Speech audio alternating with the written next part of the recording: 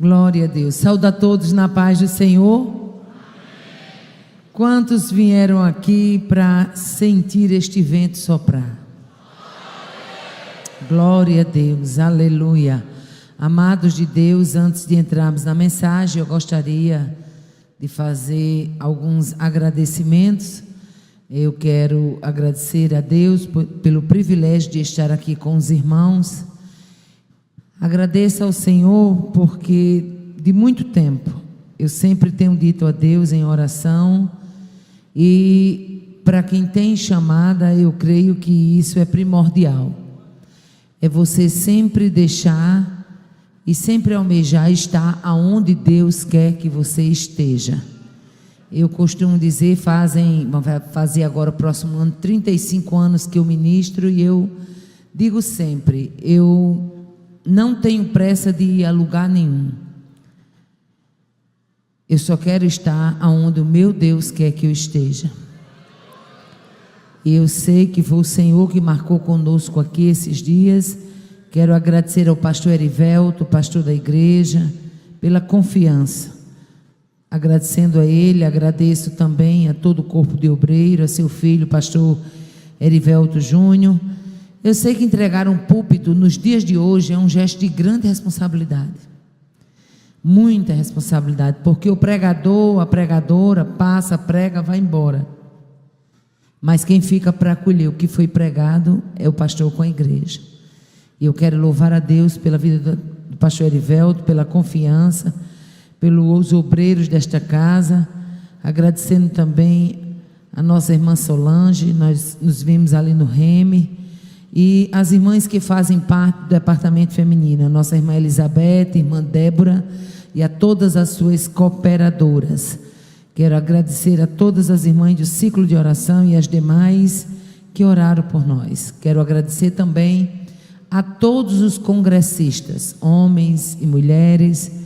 E quando eu fico vendo esse conjunto de homens aqui, sentado, e olho para trás e vejo uma pleia de obreiro desse tanto, eu me lembro de quando eu comecei, há 35 anos atrás. Gente, o preconceito com mulher pregando era assim, para botar para correr, para botar para correr. Eu me lembro de um evento que eu fui atender, numa cidade do interior do Rio Grande do Norte, e naquela época, hoje não, graças a Deus, vocês têm uma mente mais aberta, mas naquela época tinha obreiro que achava que o púlpito era para homem e para mulher subpúlpito, como se tivesse um céu para o homem e um subcéu para a mulher. E eu me lembro que teve uma irmã que foi comigo e ela ficou escandalizada, por uma coisa tão besta, simplesmente porque a igreja naquela época, aquele lugar, aquele obreiro, não aceitava a mulher sentar no púlpito. E ela ficou tão escandalizada e com a raiva tão grande. E a gente já perto de pregar, a gente precisa de gente espiritual perto da gente, sim ou não? Outra coisa para tribular um crente é quando você tá querendo continuar na linha e de repente vem um enviado, né? Que você já sabe onde é que ele vem, para tribular o seu ouvido. Eu ali na graça, recebendo, ouvindo os louvores, feliz. Eu nunca tive, faço como salmista, o meu coração não se eleva em coisas demasiadas para mim. Nunca tive isso. E ela chegou no meu ouvido, falou assim: irmã Aparecida, que falta de respeito. A senhora vem pregar aqui e não chama nem a senhora para sentar lá no púlpito. Fosse eu sentava, quando eles me chamassem para ir pregar lá em cima, eu sentava, nem que fosse uma pontinha, só para me ver a cara deles. Muita infantilidade, né? Muita infantilidade. Se fosse eu disse, por isso que Deus não chamou você, porque você não tem estrutura. Se aquieta aí, minha irmã, fique em paz. Eu estou em paz, aleluia. O tempo passou e hoje em dia eu estou me escondendo, que é para o povo me deixar no meio da igreja, né? Então eu louvo a Deus pela vida do pastor Erivelto, pela vida do Messinho. Estava comentando com meu esposo ali, eu gosto de observar detalhes. Não é para sair espalhando, não, é porque Deus fala com a gente nos detalhes, pela sua simplicidade. Abaixar aqui, para abrir minhas águas, que você viu que ontem eu passei aperto, não foi? E você me socorreu. Quero louvar a Deus pela sua vida, louvar a Deus pela vida da igreja da Caucaia. Quando eu chego aqui, desde o ano passado eu sinto isso, é como se eu estivesse na minha igreja. Foi um carinho, uma coisa assim que nasceu no coração, né? Então quero louvar a Deus, amém? Amados, os nossos livros, eles continuam a ler. Vale lembrar que cada livro desse, hoje eu tenho, pela grande misericórdia de Deus, eu tenho em torno de 2.500 crianças que dependem de mim mensalmente. Fazem 20 anos que eu agendo, chega janeiro eu faço agendamento, de janeiro a dezembro, agendo missionários na minha conta bancária, não porque eu sou rica, mas porque eu tenho fé. Fica lá tudo no vermelho, lá embaixo, não é assim, né? No Banco Brasil fica tudo vermelho, o que é azul sobe, o que é vermelho desce, né? Mas nunca Deus me deixou cancelar um agendamento de um missionário, nunca. Quando houve a pandemia, deixa eu abrir esse parênteses aqui, porque Deus fala com a gente já nos testemunhos. Eu me lembro que eu ia lançar o meu segundo livro, Intercessão, eu ia lançar na festa do ciclo de oração, que eu fui coordenadora até setembro agora do ano passado, fez um ano que eu entreguei, por causa da minha agenda já muito apertada. E eu me lembro que quando chegou lá em casa, 2.000 livros, que encheu lá um quarto, assim, ficou mais ou menos 1 metro e alguma coisa na parede, todinha assim no recanto do quarto. Meu esposo olhou para mim e falou assim: minha filha, a pandemia foi deflagrada dia 20, esse material chegou por aí por dia 25, 28 de março de 2020. Meu esposo olhou para mim e falou: minha filha, e agora? Tudo fechado. Como é que você vai vender esse material? Eu falei: meu filho, eu não sei como vai ser, mas eu creio que Deus não vai deixar eu cancelar um agendamento dos missionários. Irmão, quando eu escuto aquele hino que diz Deus faz milagre, da banda Renovo, né? Deus faz milagre de porta fechada, eu me lembro do que Deus fez comigo na pandemia. E aí meu irmão, pastor Chico Chagas, da Pão da Vida, Igreja Pão da Vida lá em Mossoró, ele vivia me chamando para fazer um programa na Igreja Pão da Vida, e eu nunca pude, porque minha agenda é muito apertada. Não, meu irmão, não, eu fugia dele. Aí olha, quando a gente quer fugir de uma coisa e Deus pega nós direitinho. E aí quando chegou a pandemia, todo mundo dizendo, é 40 dias, 40 dias. E eu pensei assim, rapaz, esses 40 dias eu vou dormir, porque eu tenho um bocado de sono atrasado, que eu fico lendo Bíblia até de madrugada, queimando pestana, porque o povo pensa que vida de pregador é folgado. Vida de pregador é, se você quiser pregar, vai entrando logo sabendo como é a história. Aí eu disse, rapaz, eu vou é dormir. Eu pensando, já me via, pastor Erivelto, numa sombra, com água de coco, numa rede, um vento bom para dormir, olha. E eu disse, rapaz, eu vou é dormir, vou é descansar muito, é 40 dias, eu vou passar esses 40 dias em off, vou desligar celular, não tem agenda, não tem nada, eu vou é dormir muito. Isso era o meu pensamento. Mas Deus, Ele conhece o hoje, o amanhã e o futuro. E aí quando eu vou saindo do corredor, lá no corredor da minha casa, com esse pensamento no coração, chega, estava me vendo já dormindo muito.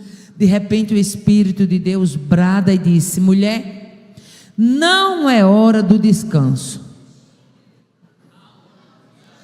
Mesmo que tirar uma chupeta da boca da criança. Não é hora do descanso. Aí eu ainda achei que fosse eu, né? Tem hora que Deus fala com a gente e fica achando que é a gente mesmo. Eu falei, que conversa é essa? Eu vou é dormir, e continuei andando. Quando eu andei mais uns passinhos, o Senhor bradou e disse, não serão 40 dias. Quem primeiro disse a mim que a pandemia não era 40 dias, porque a conversa é que era quarentena de coisa fechada, né? Porta fechada. E essa quarentena foi se multiplicando, não é? E ele disse, não serão 40 dias. E nesses dias, tu vai gravar ao vivo no YouTube, porque muitas vidas serão atingidas. A depressão vai querer pegar muitas servas minhas, e tu vai falar para o meu povo, e eu usarei a tua voz como alento, restauração, refúgio e cura. Eu rodeei assim o corredor dessa casa minha. Quando eu rodeei, estava Joatan assistindo televisão, o noticiário. E ele envolvido no jornal, quando eu fui passando, falei: amor, não são 40 dias essa pandemia. Ele falou: é 40 dias, está aqui os especialistas do mundo todo. Eu digo: não é 40 dias. Ele disse: mas meu rapaz, você quer saber mais do que o jornal? O jornal está dizendo que é 40 dias. Eu digo: meu filho, você quer saber mais do que Deus? Deus disse a mim que não é 40 dias, é mais tempo. Agora quanto tempo eu não sei. E eu vou ter que começar a gravar umas lives ao vivo no YouTube. Ele olhou para mim. Nem a senha do meu canal, eu nunca quis canal, a verdade é essa. Nem a senha eu não sabia. Lá fui eu ligar para meu irmão, para ele procurar um rapaz que trabalhava lá com ele para saber essa senha. E a primeira vez, pense numa dificuldade. Mas eu digo: vou entrar aqui no ar. De repente, entrei no ar. Quando entrei, a primeira live, 650 pessoas assistindo ao vivo. 8 países com a gente. Tem gente da Noruega, gente da Espanha, Estados Unidos, Suíça, Alemanha, Portugal. E aí eu entendi que era Deus. Por que eu estou falando isso aqui? Foi nessa época que eu estava nessas lives e eu assumi um compromisso com a Rádio Pão da Vida. Até que um dia meu irmão abriu a porta do estúdio, olhou para mim e falou assim: minha filha, divulgue seus livros. Eu falei: não. Ele falou: divulgue, diga das crianças que você tem, porque até então minha cidade não sabia. E eu falei: não. Ele falou: fale. Divulguei em junho de 2020, comecei a divulgar até hoje, para a glória de Deus. Toda semana nós temos encomenda para colocar no correio. Esses livros já estão em 11 países. Deus tem feito maravilha. Tem semana de 130, tem semana de 120 livros. Vendo o livro dentro de casa. Não é Deus, não? Quando Deus quiser abrir uma porta para você, você não vai precisar se amostrar muito, não. Sendo Ele que abriu, Ele faz. Portanto, está aí o livro Vencendo a Tristeza, viu, da nossa autoria. O Intercessão, um clamor necessário, um verdadeiro manual sobre oração. E esse livro também que nos acompanha, O Psiquiatra Responde. Amém, irmãos? Abramos as nossas Bíblias no livro de Juízes, capítulo de número 6. Hoje veio ao meu coração um outro texto. Eu ia falar uma outra mensagem, mas hoje de tarde Deus me deu isso aqui. Juízes capítulo 6, o versículo de número 34, apenas a primeira parte deste versículo, 6:34. Então o Espírito do Senhor revestiu a Gideão, o qual tocou a buzina. Aleluia. Quantos podem dizer glória a Deus? Então o Espírito do Senhor revestiu a Gideão, o qual tocou a buzina. Aleluia. Você crê que quando o Espírito de Deus nos reveste, a gente toca a buzina? Oh, aleluia. O texto bem conhecido do livro de Juízes, capítulo 6, quando Israel estava passando por um domínio midianita de 7 anos. Interessante é que quando eu olho o domínio midianita de 7 anos, e me lembro também no livro de Juízes, o que fala sobre Débora, um domínio cananeu já de 20 anos, eu fico admirada porque em 20 anos do regime cananeu, não foi dito o que foi dito em 7 anos do domínio midianita.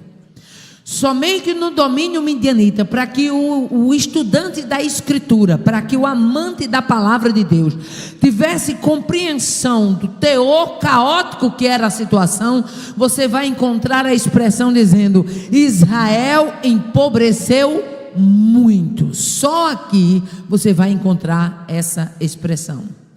Gideão é levantado numa época caótica de Israel. O homem, quando eu olho para a vida de Gideão, eu vejo Gideão no capítulo 6, E o Gideão do capítulo 7, e eu me lembro de Pedro, o Pedro antes de receber o poder e o Pedro depois de receber o poder. O Gideão antes de ser revestido e o Gideão depois de ser revestido. O Gideão antes de ser revestido, um Gideão que tinha medo, um Gideão que olhava o tamanho do seu clã familiar, um Gideão que olhava a sua estrutura dentro desse clã. Depois de revestido, um Gideão que cria, que simplesmente com trombetas e tochas acesas e cântaros vazios poderia fazer a diferença no cenário de Israel naqueles dias. Aleluia. O nome Gideão significa guerreiro poderoso. Outros dizem que o nome Gideão significa lenhador. Mas qual era, na verdade, o cenário deste domínio midianita? Primeiro, a Bíblia diz que os filhos de Israel, para sobreviver, construíram covas, cavernas e fortificações. Para quê? Para poder guardar, resguardar um pouco de alimento, porque a subsistência, a alimentação do povo estava completamente comprometida. Mas por que estava comprometida? É porque quando Israel semeava, quando já estava se aproximando a colheita, a Bíblia diz que vinham os midianitas contra eles e destruíam os frutos da terra. E outras versões diz que eles destruíam as novidades do campo. E não apenas isso, a Bíblia diz que eles destruíam os gados, eles destruíam todos os animais. Ou seja, não havia condições de sobrevivência. O domínio midianita para Israel era como se fosse um fim de linha, mas Deus não permite que ninguém decrete fim de linha do seu povo, porque a história do seu povo, a história da sua igreja não depende de fim de linha e nem de prognósticos do inferno. A nossa história tem um Deus fiel, um Deus cuidador, um Deus zeloso, um Deus que é ajuda, um Deus que é amparo, um Deus que é livramento, um Deus que é resposta, um Deus que é restauração, um Deus que é guerreiro, um Deus que é saída, um Deus que é comandante, um Deus que é capitão, um Deus que é invencível, um Deus que é o poderoso de Jacó. Ai, que a sé limite, ninguém decreta fim para o povo de Deus.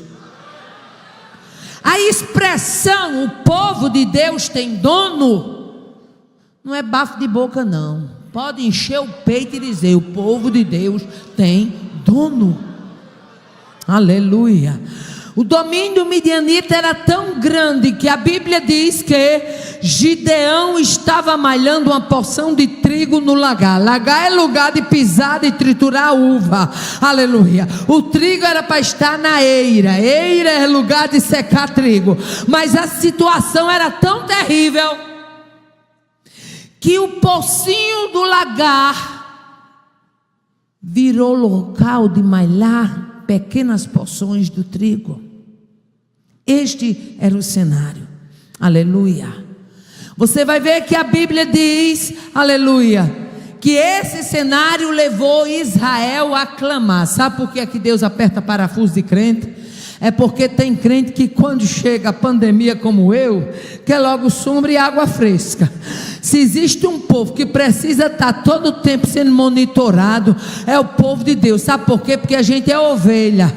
Aleluia. E ovelha é fácil de ser levado. Mas a palavra de Deus nos mostra, aleluia, que esse cenário levou a Israel clamar. E quando há um cenário de clamor, há também um cenário de resposta.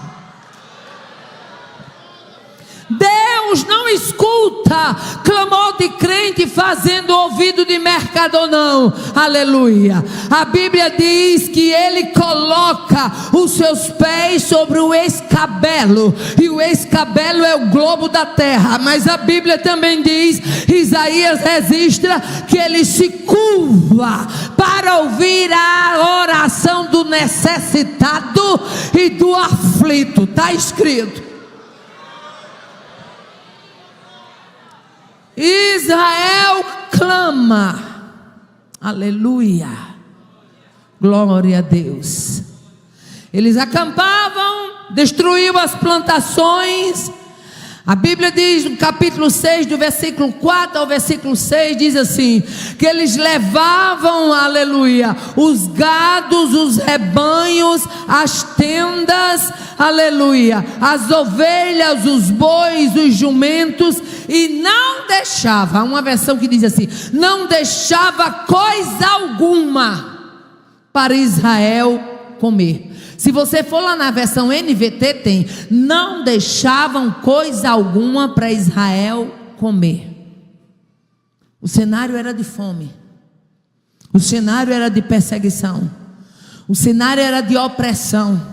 Havia um costume nas nações, eles tinham tanta raiva de Israel, que quando Israel se tornava cativo, que eles queriam humilhar, eles mandavam os homens se deitar no chão e colocava o pé no pescoço e mandava ele declarar que eles eram servos. Esse era o cenário. Mas deixa eu dizer uma coisa, pode até botar o pé no pescoço, agora só fica com o pé no pescoço até a hora que papai quiser. Na hora que papai quiser, tira pé, tira perna, tira a vida, tira ousadia, tira atrevimento, porque papai, ele cuida do seu povo. Oh, aleluia. Quando Israel clama, Deus envia um profeta falando por que é que o povo estava daquele jeito. Aleluia. Deus envia um profeta relembrando o passado.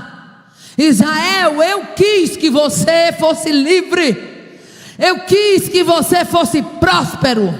E no capítulo 6 e versículo 8 diz o profeta, assim diz o Senhor, o Deus de Israel, eu vos tirei do Egito e vos livrei da casa da servidão. Quem tirou você de lá de trás fui eu, e eu não vou deixar você ficar em cativeiro.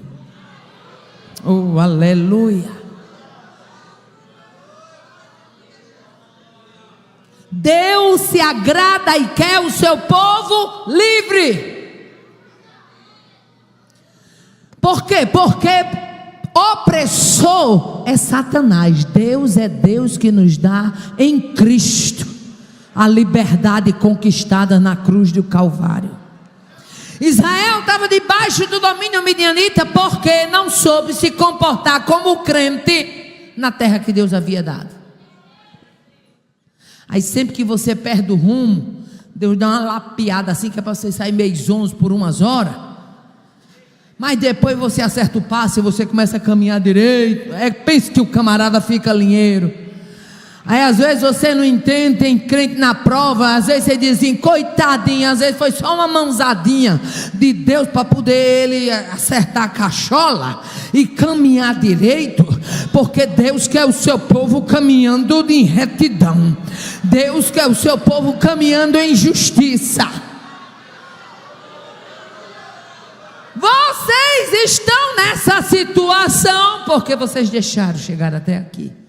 Mas eu sou o Senhor que tirei vocês lá do Egito, da casa da servidão. Aleluia. Tu já imaginou quantas vezes Deus tirou Israel de situações de opressão e Israel se metia de novo? A Bíblia, se você começar a ler o livro de Juízes, você vai ver que a Bíblia diz assim: e eles tornaram a fazer o que era mal aos olhos do Senhor, e o Senhor os entregou. Sempre que eles tornavam a fazer o que era mal aos olhos do Senhor, Deus os entregava novamente para debaixo de cativeiro. Sabe por quê, meu filho? Porque papai não é, o nosso Deus não é um papaizinho que o menino está fazendo. O pai de hoje, não compare Deus com ele não, viu? O pai de hoje é o menino fazendo pirueta e ele atrás tem um pingo de moral para o filho atrás do menino. Não, papai do céu não é assim não, Deus não é assim não. Deus fala, a Bíblia diz que Ele fala, vento e mar lhe obedecem, aleluia. O profeta Isaías diz assim: a voz do Senhor é poderosa. O salmista lá no Salmo 29 diz: a voz do Senhor despedaça cedros do Líbano, a voz do Senhor separa labaredas do fogo, a voz do Senhor desnuda as brenhas da rocha, a voz do Senhor faz parir as servas, a voz do Senhor é majestosa. Você veio adorar ao Deus que fala de forma majestosa.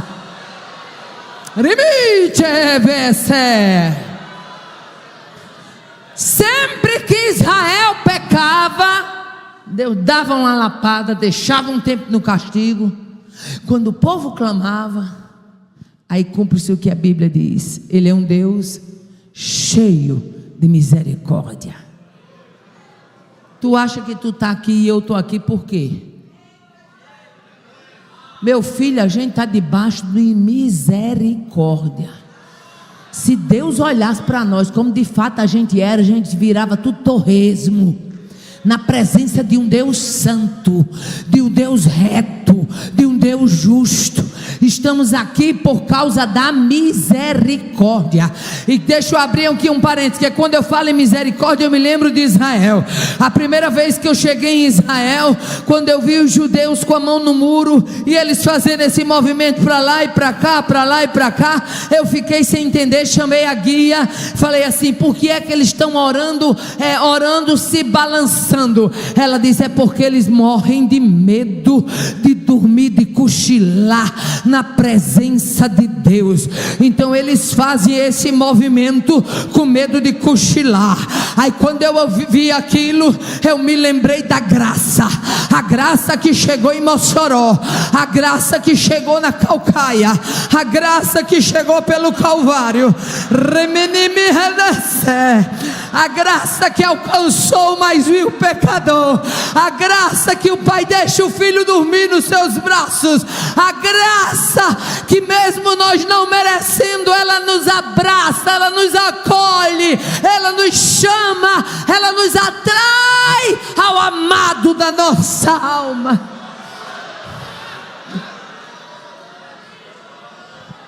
Graça, favor imerecido. Oh, aleluia. Se você imaginasse a graça que lhe cerca, você já entrava por essas portas chorando, você já entrava por essas portas agradecendo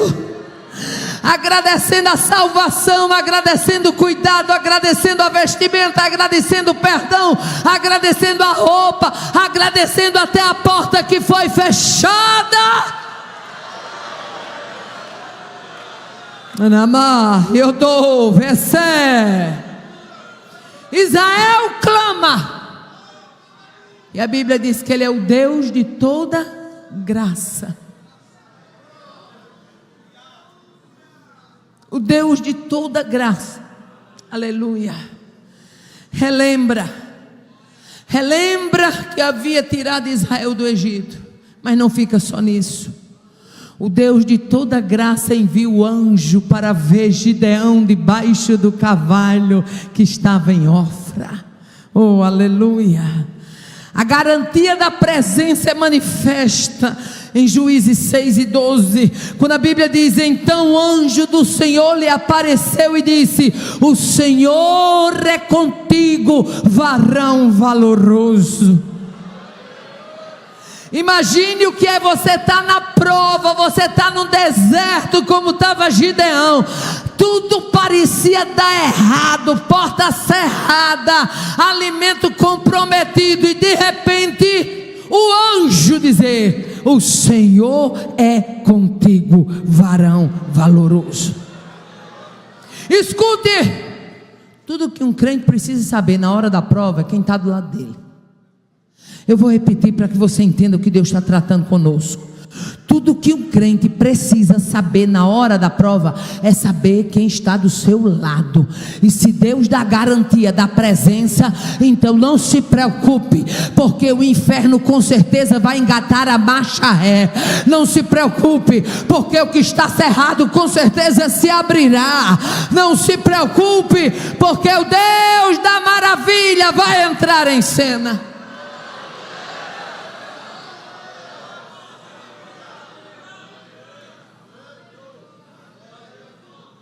O Senhor é contigo, varão valoroso.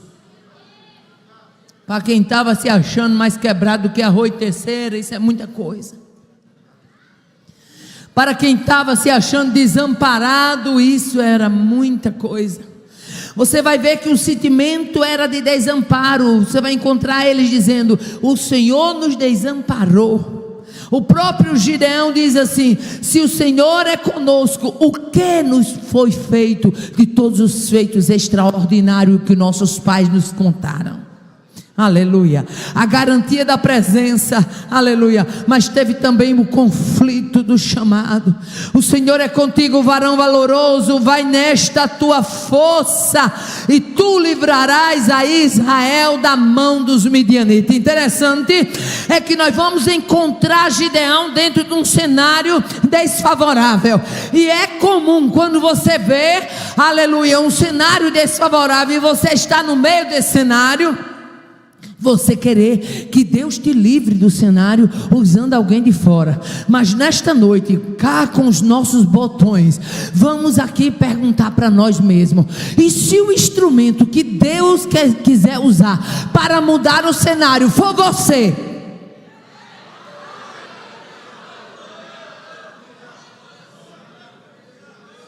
Oh, aleluia. E se o instrumento para mudar a história é você lá dentro da sua casa, dentro da sua parentela? A irmã Aparecida, um dia eu me lembro de uma irmã, deixa eu abrir esse parênteses, ela chegou para mim e disse: minha irmã, eu vivo numa situação assim dentro da minha casa, e eu queria que a senhora fosse lá visitar para pregar lá. Eu disse: a pregadora de lá não sou eu, irmã, a pregadora de lá é você. Você é o instrumento que Deus quer levantar nesse cenário sombrio. Ela entendeu. Oh, aleluia. Gideão entra em conflito e diz: se o Senhor é conosco, por que nos sobreveio tudo isso? Aleluia. Se o Senhor é conosco, por que isto nos aconteceu? Parece até que o Senhor nos desamparou. Escute, quando Deus lhe permitir entrar numa moinha, você pode pensar muita coisa, mas você não pode dar ibope para o inferno. Eu vou repetir, porque Deus está me dando graça e autoridade para isso. Quando Deus permitir você entrar numa moinha, numa prova, num vale, no deserto, no Egito, você pode pensar muita coisa, mas você não pode dar ibope para o inferno. Irmã Aparecida, o que é ibope do inferno? É você achar que Deus não está com você no vale, é você achar que Deus não está com você na moinha.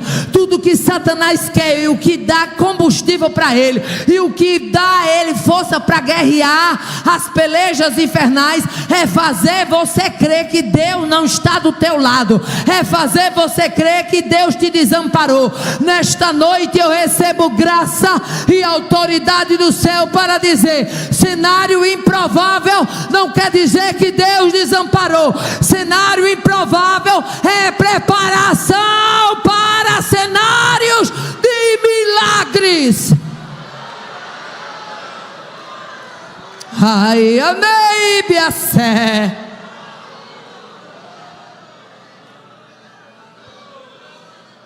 Um cenário improvável de Gideão, mas a preparação de um cenário de milagre para Deus. O povinho que estava malhando trigo no lagar e escondendo comida e sofrendo debaixo do domínio midianita, Deus ia usar esse mesmo povo só para quebrar canto, tocar buzina e botar o diabo para correr do arraial. Eu vou repetir porque Deus está me dando graça e autoridade para isso. Esse mesmo povo que parecia subjugado, sofrido, fraquinho, era o povo que ia tocar a buzina, quebrar o canto, empunhar as tochas e botar o arraial midianita e amalequita para correr dali.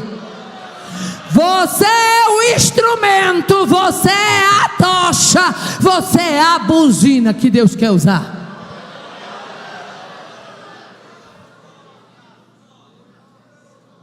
Quando Gideão questiona, quando ele tem conflito, há uma reafirmação do envio.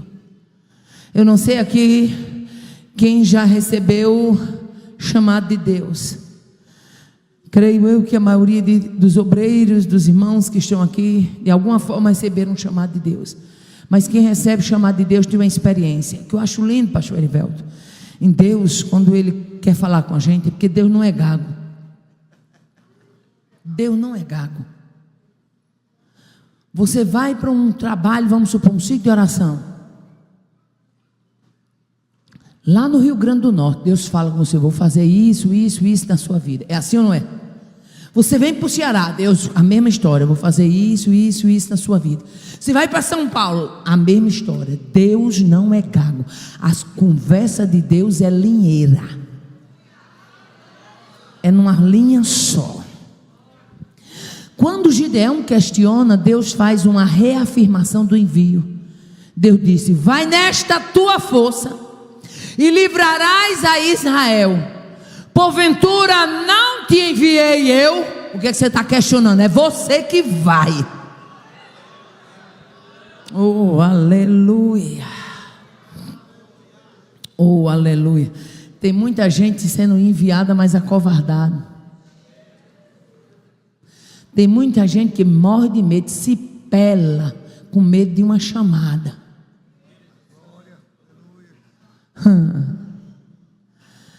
Tem muita gente que treme na base com medo de Deus enviar ele, porque pensa isso, pensa aquilo outro, acha que Deus não cuida, acha que Deus não zela, acha que vai faltar isso. Meu filho, Deus é um Deus responsável. Ele chama, capacita, envia e segura. Chama, capacita, envia e segura. Chama, capacita, envia e segura. E depois de você estar lá, o que der para você, dá para ele também. Deus não larga a camarada na ribanceira não, meu filho. Larga essa frouxura. Oh, aleluia. Aí amande você. Dice-me o do converse. Quando Deus faz a reafirmação do envio, Gideão faz o reconhecimento da pequenez. Gideão diz assim: ai, Senhor meu, com que eu livrarei a Israel? Eis que a minha família é mais pobre em Manassés e eu, o menor na casa do meu pai. Oh, aleluia. Mas Deus tem umas respostas que eu chamo de brilhantes respostas divinas. Oh, aleluia. Deus disse assim, aleluia: eu estou contigo e tu livrarás a Israel. Aleluia. Quando chega no versículo 16, que o Senhor brada dizendo: eu hei de ser contigo, eu estou contigo, e tu ferirás, aleluia, tu ferirás os midianitas como se ele fosse apenas um homem. Sabe o que é que Deus estava dizendo? Gideão, eu estou na parada. Não se trata de quem você é, se trata de quem eu sou. Oh, aleluia. Não se trata de quem você é. Bate quem está aí do teu lado, diga: não se trata de quem você é não, minha filha. O negócio é quem ele é. O segredo é quem ele é. O segredo é quem ele é. É quem ele é. É quem ele é. É quem ele é. Limite. Limite.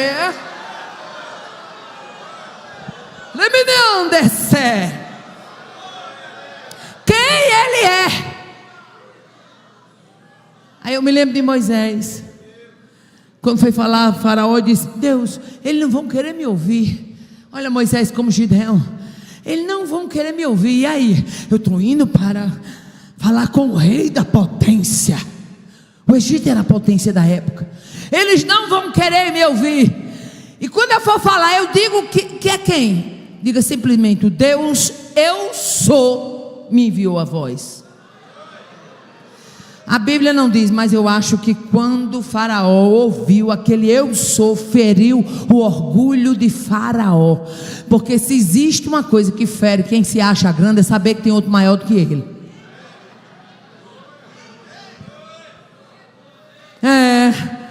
Tem uma turma metida comprida, né? Uma turma metida comprida.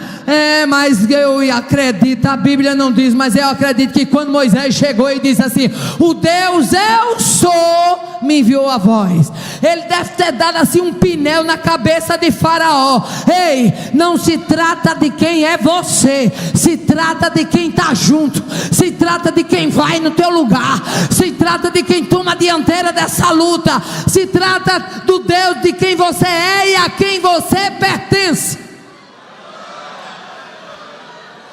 E tem mais.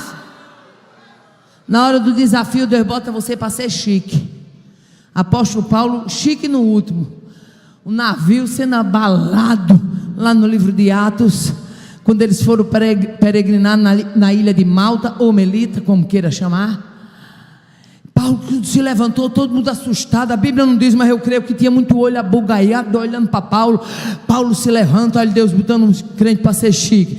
O Deus de quem eu sou e a quem eu sirvo esteve comigo, e ele disse que não vai se perder nenhuma alma deste navio. Oh, aleluia. Esse Deus bota você para ser chique. Na hora da tormenta, ele assina a liberação da vitória. Que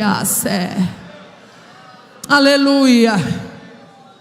Gideão, quando escuta aquilo ali, diz assim: olha, eu hei de ser contigo. Gideão, espera aí, fica aqui, eu quero saber quem está falando comigo mesmo. Mas Gideão faz o teste do cabrito, vai preparar o cabrito e os pães asmos, pães sem fermento. Quando chega, o anjo diz: bota aqui. Na hora que o anjo toca, aponta no cajado, que sobe a labareda, que o anjo sobe também e some. Gideão disse: ai de mim, Senhor meu, porque eu vi o Senhor face a face. Aleluia. Agora não tinha mais para que correr não, meu filho. Aleluia. Aí Deus dá o que? Deus dá a Gideão uma noite de desafio. Deus chama, Deus vai junto, Deus se responsabiliza. Mas o camarada tem que entender que Deus é Deus de desafios. Deus dá uma noite de desafio para Gideão. Aleluia. Juízes 6:25 fala da noite de desafio de Gideão. Só esse capítulo, esse versículo 25 dava para pregar uma noite toda. A noite do desafio de Gideão. Deus diz assim: olha, tome o boi maior do teu pai, o boi forte, o boi de 7 anos. Derrube o altar de Baal. Gente, o altar de Baal era venerado na época. Derrube o altar de Baal. E tem mais, você vai derrubar o altar de Baal, vai cortar o bosque o posto ídolo de Azera, que está ao pé do altar, lá no bosque. E depois de você derribar o altar de Baal, de cortar o posto ídolo de Azera, você vai preparar um altar ao Senhor, vai pegar esse boi e vai sacrificar. E a Bíblia diz: Gideão temeu fazer de dia, mas fez de noite.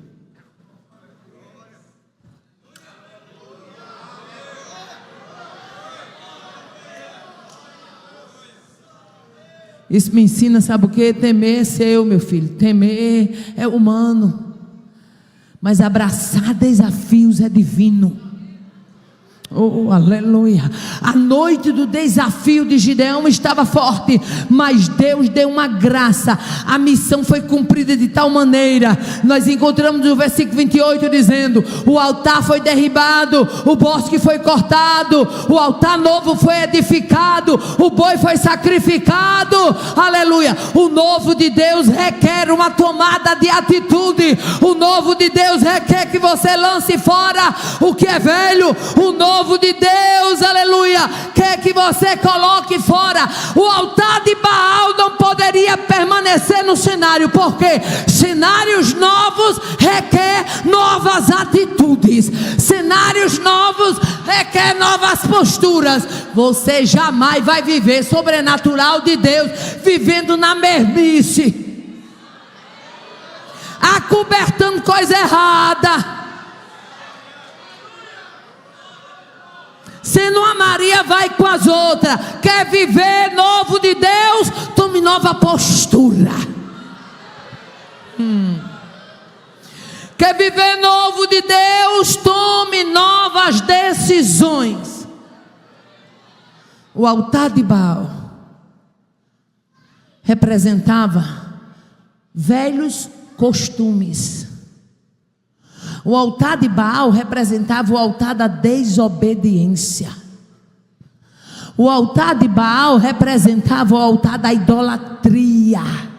E Deus não trabalha com corações idólatras. Deus é único na nossa vida e é Senhor do trono.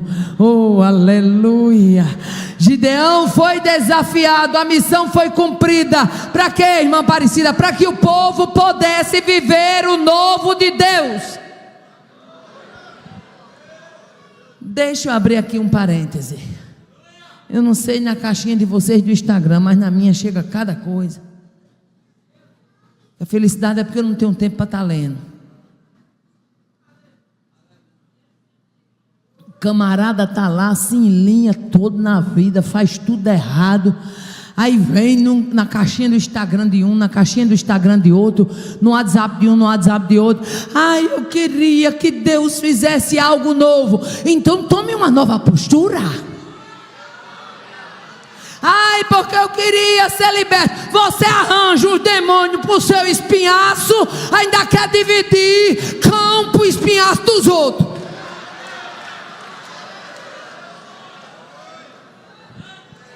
Plantou, meu filho, colheu. Ninguém planta mamão para colher abacaxi, não, é mamão mesmo. Aí tem uma turminha que vive plantando coisa ruim, planta um fuxico no canto, uma fofoca no outro, uma afronta no outro, um falso testemunho no outro. Aí depois começa a colher a plantação que fez, aí fica aperreado, fica aí mais um bocadinho, ainda tem muita coisa para você comer.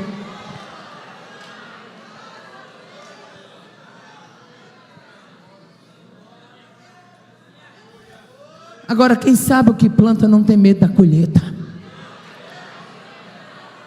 Oh, aleluia.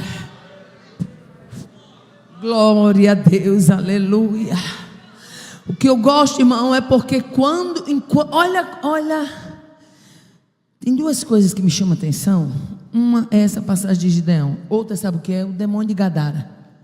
Pastor Erivelto, o povo lá de Gadara estava tão acostumadinho com os cãozinhos, com o demoninho, que quando Jesus tirou os cães e botou na manada de porcos, eles não gostaram. Eles estavam tão acostumados com o endemoniado se rasgando nos sepulcros, gritando, Sabia que aquilo, quando eu leio aquele texto, me fala alto. O que é que você tem alimentado que não é do agrado de Deus, mas você está ali alimentando essa erva daninha e ela está ali sufocando. Tem gente alimentando uma erva daninha, ela está ali sufocando. Entra numa salinha de bate-papo e lá fica com um bate-papo e dando trela para fulano, dando trela para cicrano, dando trela para não sei quem. Acaba com isso. Você não está vendo que isso aí é bucha do inferno, não?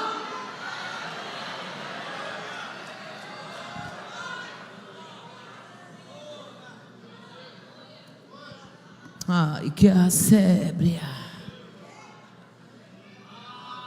Enquanto estava o altar de Baal, enquanto tinha crente comendo, aperreado, se escondendo nos lagares, nas fortificações, nas cavernas, nas covas, estava todo mundo quieto, porque não tinha crente posicionado na terra.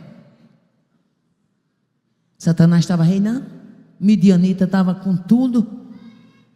Nesta noite Deus vai destronar midianitas.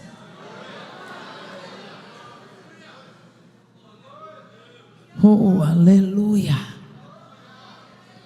Mas no próprio instante que o altar foi derribado, o boi foi sacrificado, o poste ídolo foi quebrado, você vai ver que a Bíblia falava só de Midianita, mas a partir daí diz Midianita, Amalequitas e povos do Oriente. Houve uma coalizão de força para deter Gideão. Gideão começou a lutar com uma nação inimiga e arrumou 3. Mas o Deus que tinha dito: eu sou contigo, derruba 1, derruba 2, derruba 3, derruba 10, derruba 20. Ele estando com o crente posicionado na direção que ele colocou, pode marchar, águas se abrem, cadeados são quebrados, o nome dele é glorificado.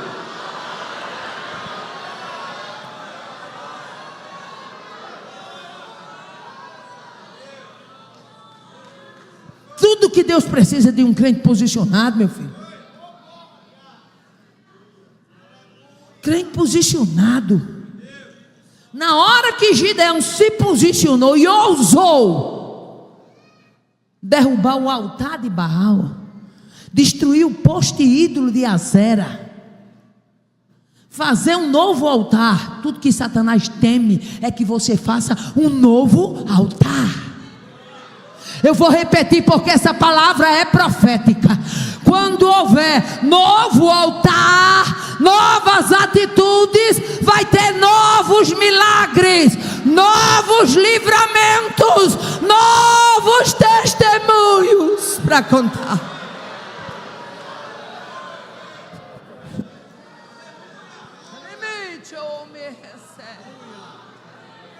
Eu estou sentindo uma graça tão linda de Deus esta noite aqui. Porque Deus hoje não veio aqui para brincar, não. Deus veio aqui para dizer: tome uma posição, levante o altar, toca a buzina e saiba que haverá posicionamento do céu quando houver posicionamento da terra. Ademenito.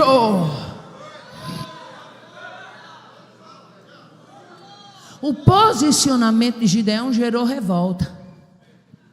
Sabe por quê, meu filho? Porque no meio de um bocado de crente desviado, ser santo é ultrapassado.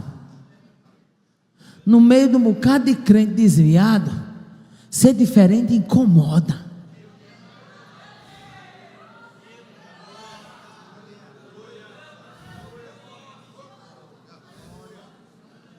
No meio de um bocado de crente adaptado com o pecado, adaptado com o erro, quem se levanta para dizer que aquilo está errado, meu filho, vira alvo de chacota, vira alvo de revolta.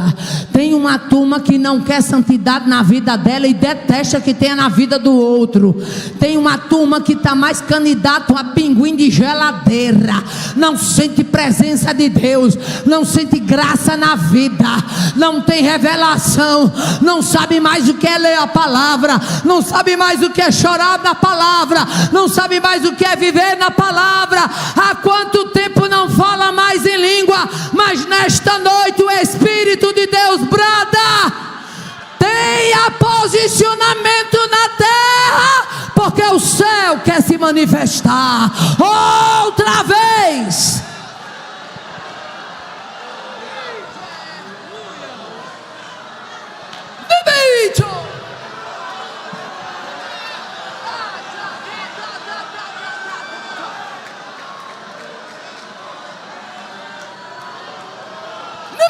De reverséria, manai.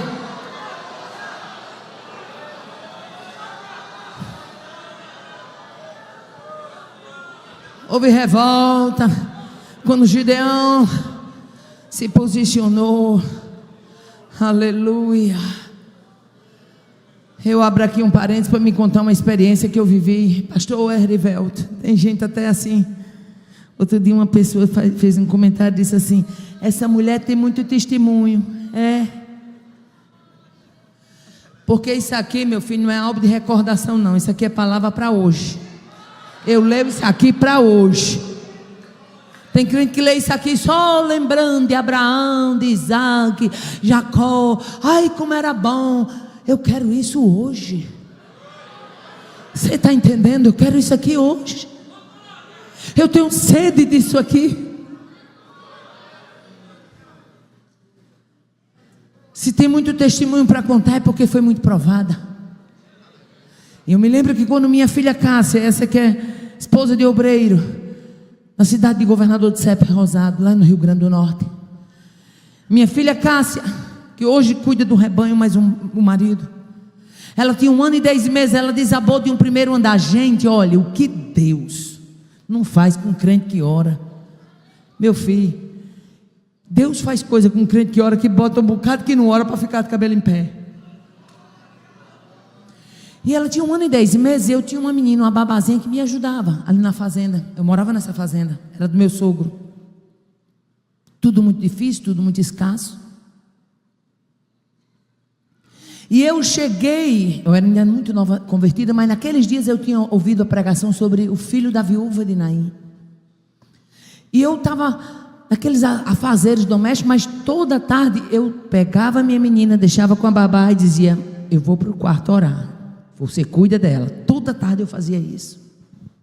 Dava banho, alimentava, e ela ficava brincando com a bichinha. Só que nesse dia ela resolveu entrar numa construção que meu sogro na época estava construindo um templo para a Assembleia de Deus, lá dentro do Arisco, na fazenda Jaciara. E ela entrou e foi inventar de ir para a varanda do templo que não estava terminada, não tinha nada para amparar. E ela inventou e soltou a menina lá. Um vacilo que ela deu, a minha filha caiu do primeiro andar. Cássia caiu. Ela caiu, e quando ela caiu na queda, vizinho ao prédio, ainda hoje lá é assim, vizinho aquele primeiro andar tem um pé de cajueira. A pancada foi tão grande que ela veio de lá para cá, quebrando galho de caju, do cajueiro.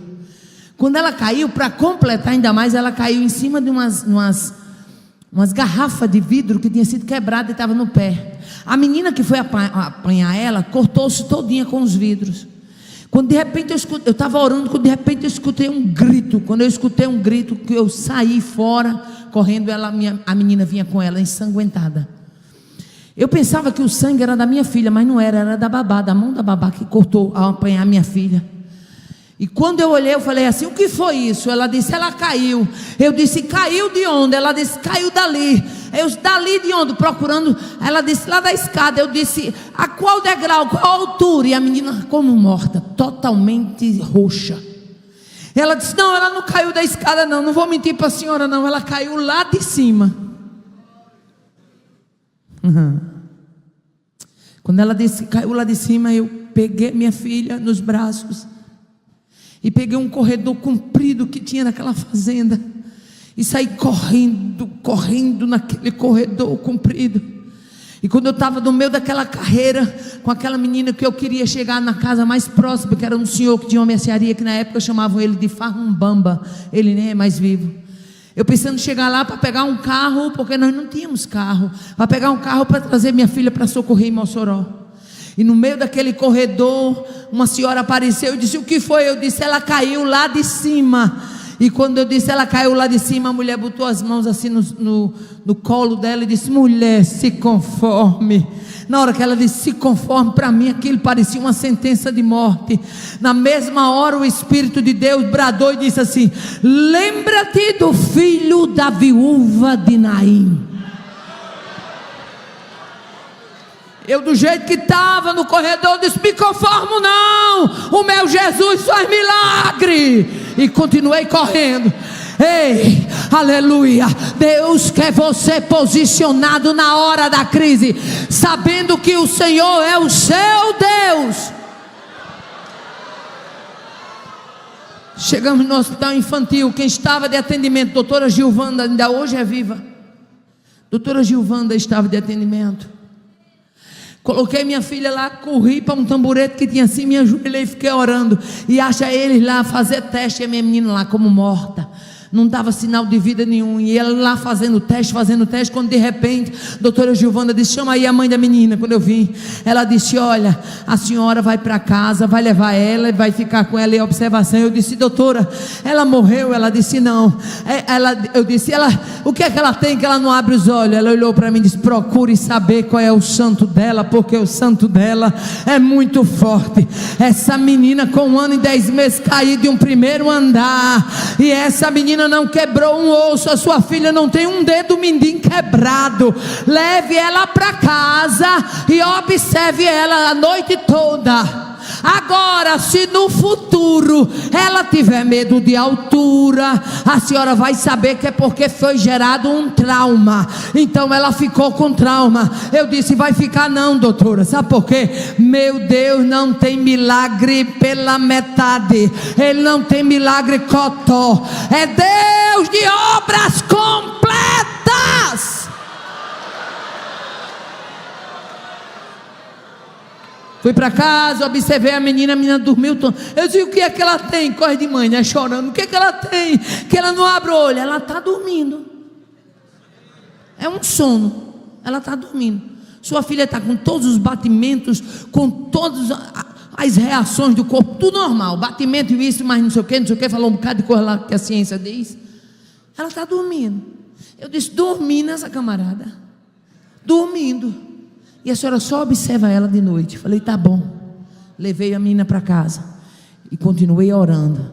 E na minha oração eu dizia assim: Senhor, eu quero uma prova de que a minha filha não vai ficar com trauma nenhum, porque eu disse lá naquele consultório que tu és Deus de obras completas. Eu quero uma prova. Fui trabalhar com mais ou menos 1 semana depois. Quando cheguei em casa estava a menina. Nesse tempo eu achei muito interessante isso. Já estava a menina já dentro daquele contexto. Eu vi aquela voz dizendo assim: venha para cá, vem aqui. Não faça isso não, vem aqui. Eu fui me aproximando da cozinha. Quando cheguei, era a menina que tinha subido na cadeira, da cadeira para a mesa, da mesa, e subiu para cima da geladeira. Estava dando trabalho a babá. Você ia para um lado, ia para outro, ia para um lado, ia para outro. E Deus disse: ela nunca vai ter medo de altura. Oh, aleluia. O céu se revela, se posicione.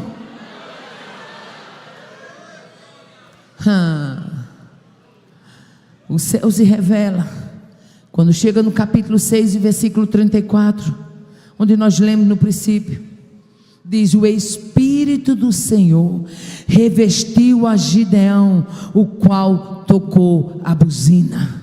Se você for para a versão NTLH, está assim: o Espírito do Senhor dominou Gideão e ele tocou a corneta. Aleluia.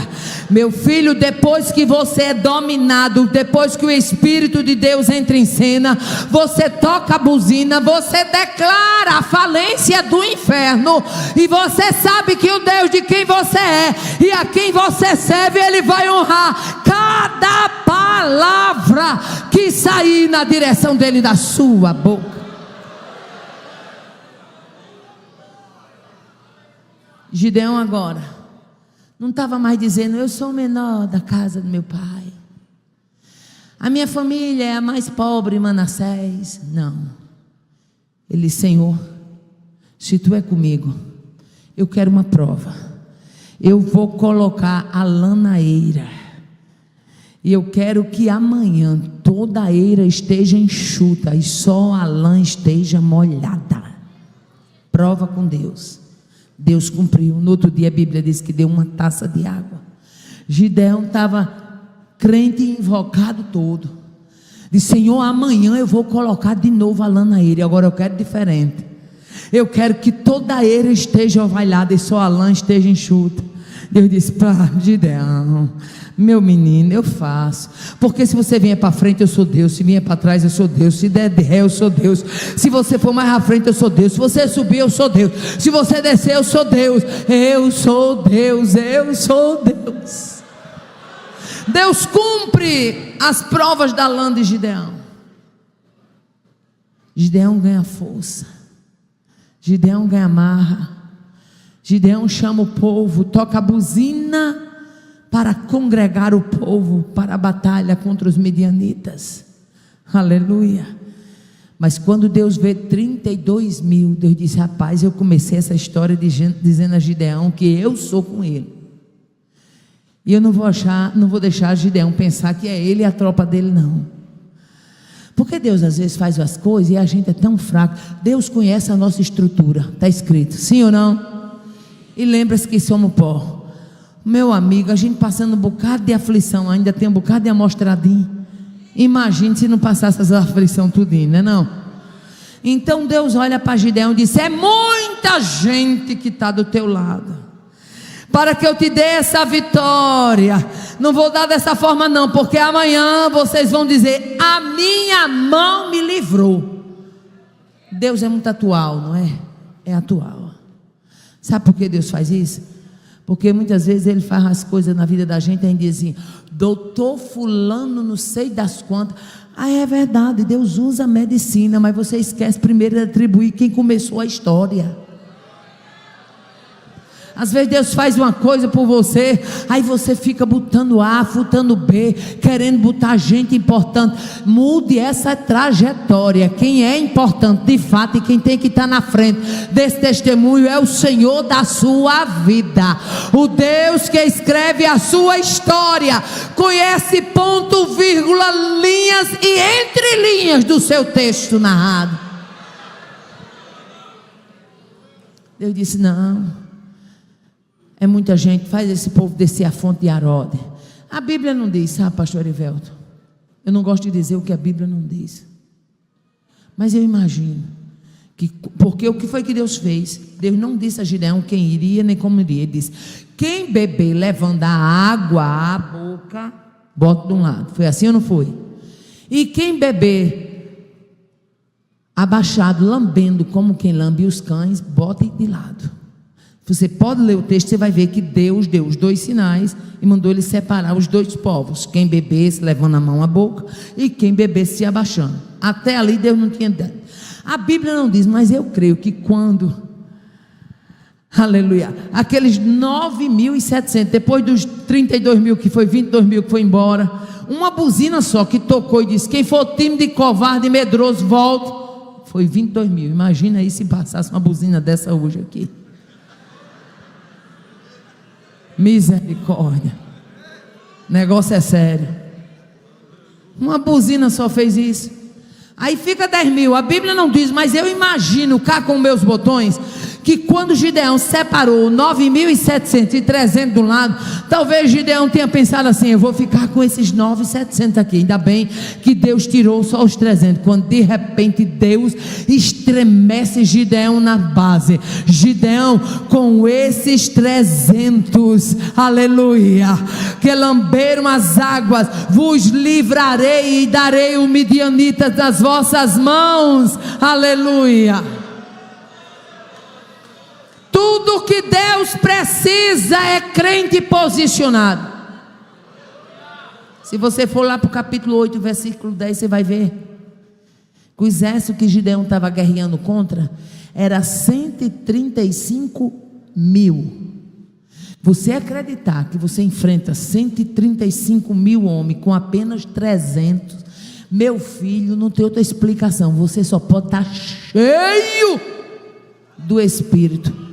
Porque quando o camarada está cheio do Espírito, ele vê o que ninguém não vê, ele vive o que ninguém não vive, ele conta o que ninguém até agora contou. Mas o que é isso? É gracinha? É não, é cheio, é plenitude, é medida do Espírito, é capacitação do céu. 300 dividido em 3 companhias de 100. E olha a estratégia simples da guerra. Você já viu Deus ganhar uma grande vitória para você com uma estratégia bem simplesinha já? Deixa eu abrir aqui um parênteses, que quando eu abro esse parênteses, Deus fala com alguém. Eu me lembro do testemunho de uma irmã. Essa irmã foi embora. Ela morava no Rio Grande do Norte, não sei hoje qual é o estado que ela mora. Que o esposo dela bebia, ela alcoólatra inveterado. Essa mulher pregava com a vida, pregava em palavras. Esse homem não queria nada com Jesus, nada com Jesus. Bebia muito. E numa dessas noites de farra, olha as estratégias de Deus. Numa dessas noites de farra, ele farriando, bebendo mais os amigos e jogando lá uma história de um baralho. Um disse assim: quando eu chegar em casa, um amigo disse: quando eu chegar em casa, o cabo de vassoura troa hoje no meu espinhaço. O outro disse: quando eu chegar em casa, acontece isso, isso, isso. O outro disse: quando eu chegar em casa, cada um que contava uma mazela que a mulher ia fazer. Aí ele, o marido daquela irmã, olhou e disse assim: meu Deus, e é tudo isso que vai acontecer com vocês? Ele disse: é, pois eu quando chegar em casa, tem um leitinho quente me esperando. Minha esposa me recebe na porta, pergunta se eu quero jantar ou se eu quero um leitinho quente. Aí os outros fizeram aquela galfada: confessa essa, você é um mentiroso. Não, é verdade, é não, é, não é, não é. Eles: vamos fazer o seguinte, eu estou com a chave do portão, nós vamos lá para casa, vai você e você comigo, 2 amigos dele. Tá certo. Ah, pois então nós vamos lá para casa. E quando eu abrir o portão, vocês entram bem caladinhos, vocês vão ficar na lateral lá de casa. E eu vou bater na porta, vou chamar ela e vocês vão ver. Olha as estratégias que Deus dá. Aí, tá bom. Foram. Quando chegou lá, que ele bateu na porta, os amigos já estavam no oitão da casa. A esposa abriu. Aí disse: meu filho, eu estava tão preocupada, você hoje saiu, nem almoçar não almoçou, mas tem que comer. Quer que eu ajeite a sua janta? Aí ele disse: não, quero não, eu comi uns petiscos por onde eu andei aí, não quero não. Meu filho, você quer um leitinho quente? Aí ele disse: um leitinho quente eu quero. E ela foi para o fogão. Quando ela foi para o fogão, ele foi para fora e chamou os amigos dele. Quando chamou os amigos, que ela vinha chegando já com o leitinho esquentado, os amigos estavam na sala, ela tomou até aquele choque. Ele disse assim: tá vendo aí? Eu disse a vocês, eu não disse? Eles tinham feito uma aposta. Ganhei ou não ganhei a aposta? Os 2 amigos, cheios de bebida, disse: ganhou sim. Você falou, a gente pensou que era mentira. Pois rapaz, eu vou dizer uma coisa a você: você é um caba muito safado, porque você tem uma mulher dessa e você ficar bebendo, farriando, fazendo raiva a essa mulher. Ele tomou uma raiva tão grande do camarada, chamou ele de caba safado. Ele disse: caba safado eu não sou não, caba safado é vocês 2. Vai embora, que a partir de hoje eu não bebo mais não, e eu vou me ajoelhar agora, vou ser crente com ela. Oh, aleluia. Estratégias de Deus. Tu está achando que Deus, para lhe dar aquela vitória, vai criar algo mirabolante? Ele pode fazer algo tremendo, mas Ele também é Deus de coisas simples, claras e objetivas. Com Gideão, Deus disse: mande somente tocar a trombeta, quebra o cântaro e a tocha que está acesa é empunhada. Eles se dividem, as 3 companhias de 300. A Bíblia não diz, mas imagina aí o que é um arraial do Midianita, meu filho, junto com a Malequita, tudo ali. Se tinha tocha empunhada, então era noite, possivelmente era noite. Quando toca o primeiro esquadrão de 100, o segundo esquadrão, o terceiro esquadrão, quando eles quebram o cântaro, quando eles empunham a tocha, e quando eles tocam a trombeta. Meu filho, foi um aperreio nesse arraial. E o que é melhor, Deus deu uma estratégia, aleluia. Gideão, diga ao povo, na hora que tocar a trombeta, o povo deu um decreto, diga simplesmente, espada do Senhor. E diz Gideão, lá todo o arraial inimigo começou a sacar a espada e eles se destruíram. Sabe o que foi que houve naquele dia? Foi dado uma ordem para a bainha do inimigo, que a espada que estava ali ia trabalhar naquela noite por Gideão, pelo Senhor e por Gideão. Ei, é esse Deus que você serve, que pega a espada que está de posse, o inimigo, e usa ela em favor da tua causa, da tua vida, da tua família. Espada pelo Senhor e por Gideão. E a Bíblia diz, todo o arraial começou a se destruir, aleluia. Outros começaram a fugir. O que é isso? É o Deus que reveste do seu Espírito. Seja cheio do Espírito, e o resto Ele faz.